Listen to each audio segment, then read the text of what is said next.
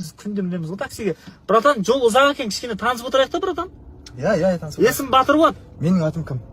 Ау? Менің атым кім? Мен қайдан білемін, братан, сен атың кім екенін? Жоқ, сен түсінбедің. Сенің атың Батыр ма? Иә, Батыр. Менің атым кім? Жоқ, мен қайдан білемін, братан, сен атың кім екенін? Інім, қарашы, сен туылған кезде атыңды Батыр деп қойды ма? Иә, Батыр деп қойды. Мені кім деп қойды? Мен қайдан білемін, братан, кім деп қойған? Сен қызықсың сен, братан. Бауырым, қарашы, сені достарың сені Батыр деп шақырады ма? Иә, Батыр деп шақырады. Мені кім деп шақырады? Мен қайдан білемін, братан, кім деп шақырады? Мен жаңа ғана отырып тұрмын ғой таксиге, білмеймін ғой сені. Сен сабыр сақ. Ой, қойшы, братан, сен вообще қара, қазір түсінесің, қара. Сен фамилияң кім болсын? Фамилиям Оспан. Атың Батыр солай ма? Конечно, атым Батыр. Менің фамилиям Зархан. Аха. Атым кім? Мен қайдан білеймін, братан, сен фамилияңды жаңа ғана естіп тұрмын, атың кім екен? Қоймаған несін ол?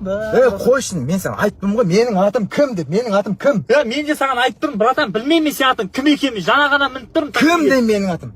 Білмеймін де кім екен, братан? Қойш, басты атыма. Жоқ,